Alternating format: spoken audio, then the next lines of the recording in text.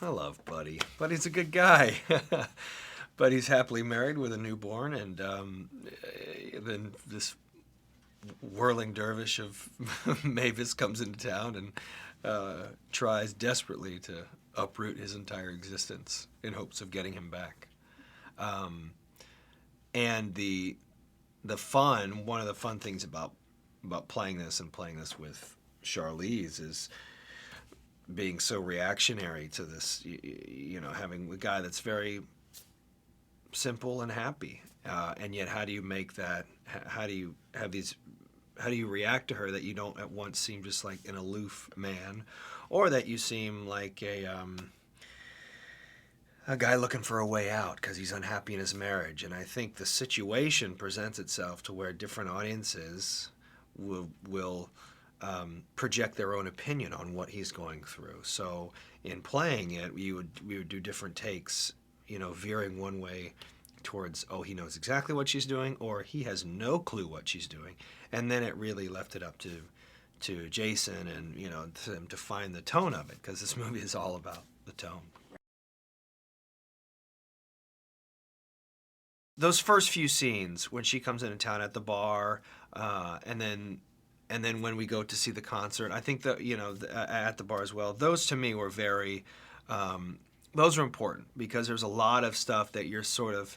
Did he hear that? Was the music too loud? Did she just say that? She just said that. Did he hear? And there's a lot of.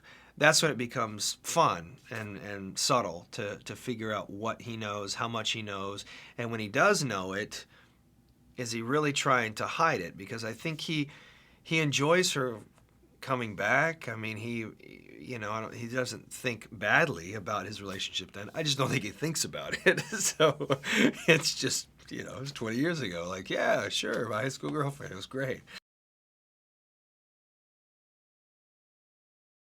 I love Jason and Diablo, what they put together in this movie. I think it speaks to both their strengths, but also really pushed them in new ways.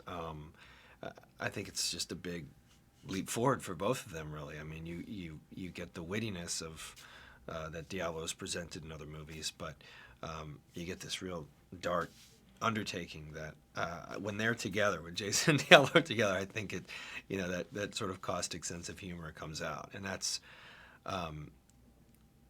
I think you see that on screen because there's one thing with all the Jason's movies, there's a tone that he knows exactly what he wants to get, and I think that focus is what makes him a great director. I really believe that because tone is the most important thing, especially when you're dealing with comedy or a dark comedy.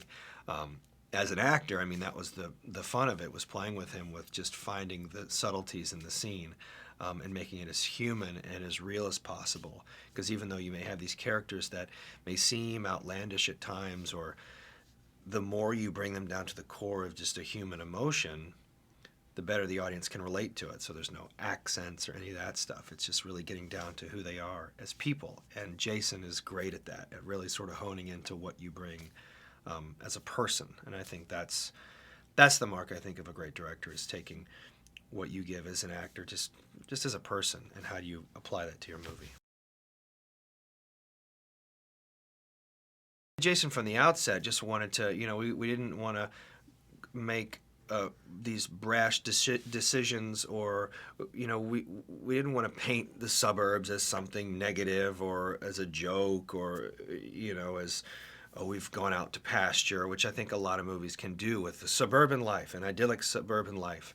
I think they're just really normal, good people, and whether some people may view them as just a hick because they just dress in flannel and have a good time, then that's the audience projecting it from Charlize's point of view, and so when you find yourself being able to play it, you end up playing these people as a very real situation. Really, that's the only way to do it anyway. So I mean, luckily you just are supported by a director that believes in his actors and believes in the storytelling, that you can just get to the human emotion of it.